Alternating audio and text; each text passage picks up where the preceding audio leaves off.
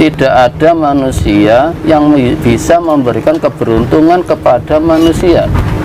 Tidak ada manusia yang bisa memberikan celaka pada manusia, asalkan kita yakin pada Allah. Yakin pada Allah. Mengapa ramalan-ramalan manusia itu bisa terjadi? Karena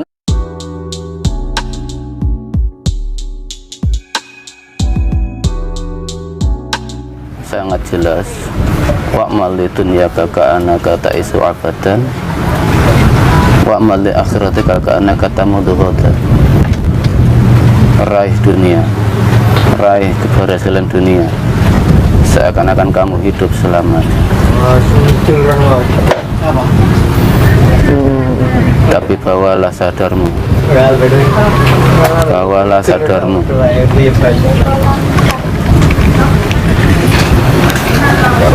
bahwasanya hadapkan hidupmu seakan-akan kamu mati besok hari.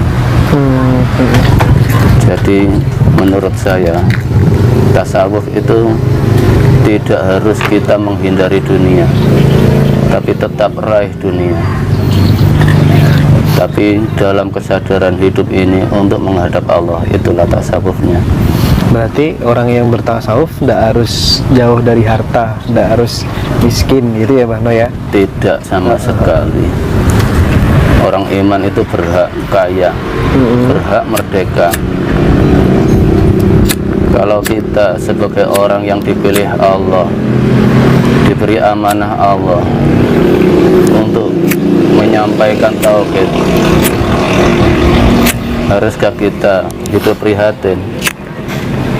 Kita hidup di dunia butuh fasilitas dunia. Kalau prihatin, berarti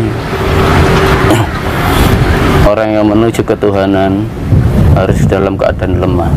Kita harus dalam keadaan kuat, yakin, yakin, yakin, dan yakin Allah menghidupi kita dan Allah meridhai kita dalam menegakkan tauhid. Tapi tiada pamrih untuk disanjung manusia. Itulah tasawuf. Tapi apakah ketika kita belajar syariat memang harus dilengkapi dengan bertasawuf, Mbah No, kira-kira? Harus. Cuma dalam pengertian syariat, mayoritas masyarakat Indonesia itu sangat salah kaprah. Dikira syariat itu harus bisa membaca Al-Quran karena mengambil syarikatanya dari bahasa Arab.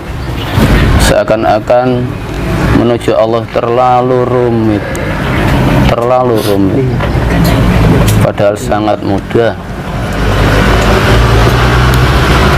Kalau memang kita tidak ditakdir oleh Allah untuk bisa mempelajari ilmu-ilmu fikih, memang kita tidak ditakdir untuk diberi kesempatan belajar ilmu fikih. Kita orang Jawa, punya tradisi sendiri, punya kekuatan ketuhanan sendiri. Jadi kita ambil sarinya, kita ambil sarinya. Kita buka mata hati kita.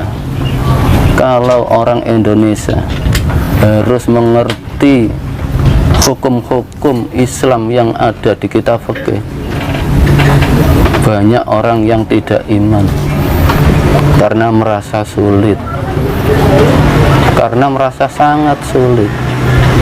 Padahal itu semua tidak ada aturan dalam Al-Quran. Allah itu sangat simpel. As-sholatu lidzikri. Sholat itu untuk menyerahkan hidup ini, takdir ini, menghadap ke Allah. Dzikir bukan sebutan Allah, Allah bukan. Tapi percayakanlah hidupmu ke Allah. Percayalah pada Yang Maha Kuasa. Jangan dipersulit masyarakat Indonesia ini untuk menghadap Allah. Diambil sarinya. Al-Quran itu sarinya hanya untuk menghadap Allah. Sadar itu saja. Yakin selamat. Serahkan hidupmu ke Yang Maha Kuasa. Yakin selamat. Saya di sini hanya membimbing yang mau dibimbing. Tradisi lanjutkan, tapi hati tetap hasilnya tetap diserahkan Allah. Wong kita 1 jam yang akan datang nanti masih diberi hidup oleh Allah atau enggak, saya saja enggak tahu, apalagi 2 bulan, 3 bulan, 2 tahun, 3 tahun itu menempati hak Allah. Jadi kita bimbing umat manusia ini untuk lebih percaya ke Allah, tapi tidak meninggalkan tradisinya. Karena di Al-Quran jelas, Qul a'udzu birabbin nas. Ya Allah, ungkapkan saya berlindung pada Tuhannya manusia, yaitu Allah. Berlindunglah ke Tuhannya manusia, Allah. Jangan berlindung kepada selain Allah. Kalau kita masih percaya dengan ramalan-ramalan dan meyakini kalau saya tidak menurut akan celaka, berarti kita tidak berlindung kepada Allah, tapi berlindung kepada manusia. Malikin nas, yang menjadi rajanya manusia. Jadi maksudnya yang menjadi raja manusia, hidupmu itu loh, serahkan kepemimpinannya pada Allah, percayakan hidupmu pada Allah. Jangan mau didoktrin oleh ucapan-ucapan yang menyatakan bahwa kalau tidak mau menuruti apa yang dinasihatkan manusia tersebut akan celaka. Yakin tidak ada manusia yang bisa memberikan keberuntungan kepada manusia. Tidak ada manusia yang bisa memberikan celaka pada manusia, asalkan kita yakin pada Allah. Yakin pada Allah. Mengapa ramalan-ramalan manusia itu bisa terjadi? Karena kita meyakini di situ. Jadi Allah mengabulkan apa yang kita yakini.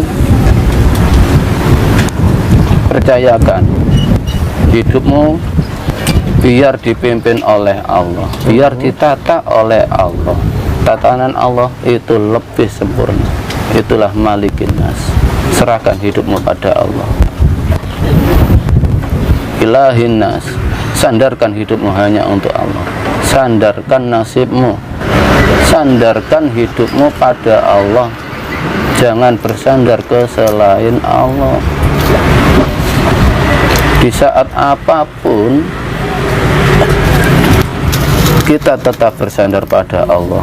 Makanya pernah saya ungkapkan, kullu syai'in halikun illa wajha laul hukmu wa ilaihi turja'un.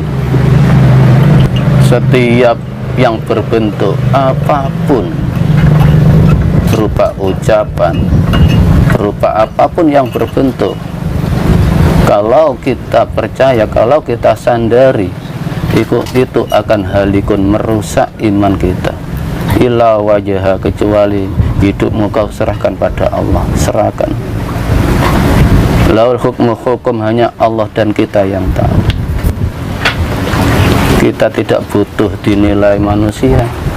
Kalau memang kita yakin hidup kita ke Allah, untuk apa kita masih memandang manusia? Kita tidak butuh sanjungan, pujian. Kalau manusia masih butuh sanjungan, pujian dari manusia, berarti hukumnya masih menghadap manusia, bukan ke Allah. Wa ilaihi turja'un, semua kembalikan ke Allah. Ke Allah lah tempat kembali kita, tempat berserah diri kita, tempat mengembalikan takdir kita. Itulah orang yang bersyukur. Min syarril waswasil khannas, dari kejahatan godaan-godaan manusia, yaitu percaya dengan ramalan-ramalan, percaya gaib selain Allah, percaya bahwa gaib selain Allah itu bisa memberikan bahaya, sama sekali tidak. Itu termasuk kullu syai'in halikun, berupa apapun, berupa gunung, lautan, kalau diyakini itu bisa memberikan bahaya, maka kufurlah iman kita. Dalam sejarah pun jelas, waktu sahabat Anas sesudah menikah, dia sowan ke Rasulullah, minta doa keberkahan atas perkawinannya. Ya. Rasulullah apa mau memberkahi sahabat Anas? Tidak. Rasulullah pun memintakan berkah ke Allah dengan doanya, barakallahu laka wa baraka alaika wa jama'a bainakuma fi khair. Barakallah, Allah yang memberkahi. Barakah itu takdir, itu hak masing-masing. Kalau saya yakin hanya Allah yang bisa memberikan berkah kepada saya. Murni saya yakin ke Allah saja, tidak pernah yakin ke manusia. Alladzi yuwaswisu fi sudurin nas, yang selalu memberikan rasa was-was pada manusia. Bahkan Allah dalam Al-Quran, innallaha la yuhibbul mutawassikin, Allah paling benci, paling tidak senang dengan orang yang hatinya selalu was-was karena tidak yakin pada Allah.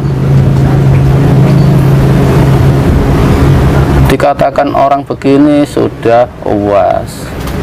Nah, itu kedoktrin dari kecil, keyakinan-keyakinan itu. Jangan ke situ, itu di situ ada hantu. Akhirnya timbul rasa was-was. Itulah doktrin-doktrin dari kecil, sehingga terbawa sampai dewasa, mempercayai bahwa tempat-tempat yang rimbun, gunung yang tinggi, lautan itu bisa membahayakan untuk ditempati oleh jin-jin yang keramat yang bisa mencelakai. Berhubung dari kecil ke doktrin seperti itu, akhirnya imannya hilang.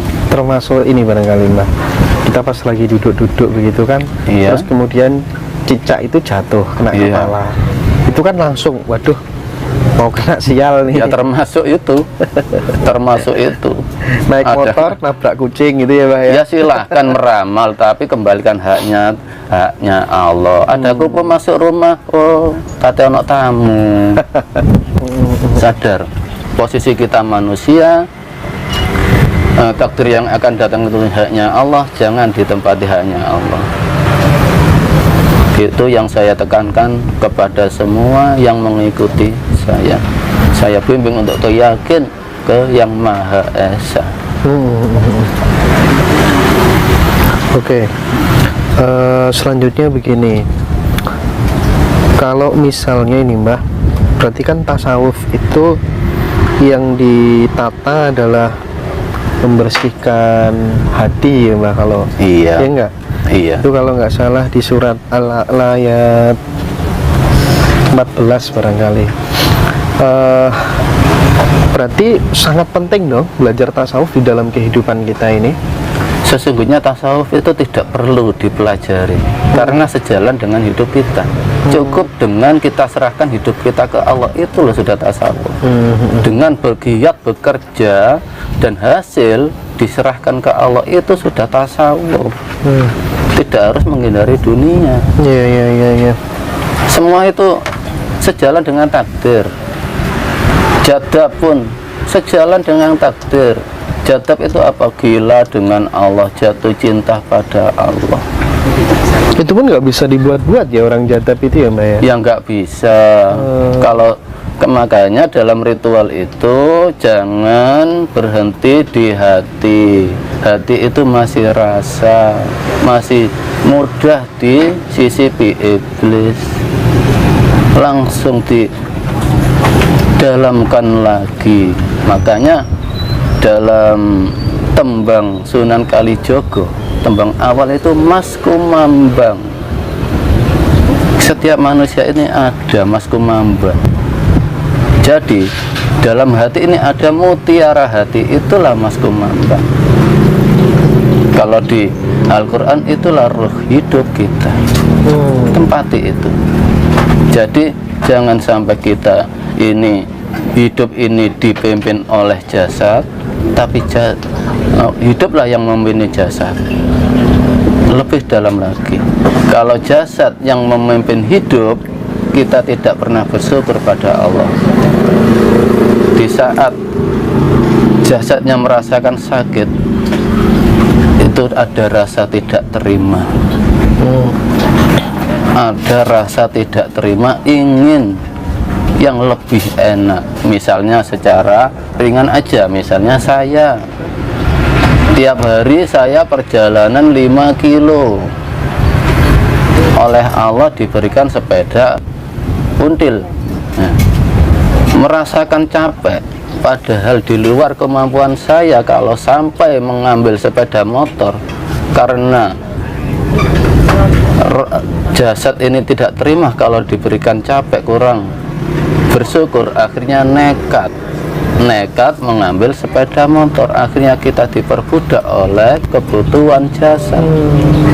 Kalau jasad yang disetir oleh hidup, terima, sadar memang Allah masih kasih yang begini. Jadi ada mutiara hati, itu tidak bisa keluar kalau belum berjumpa orang yang oleh Allah diberikan amanah.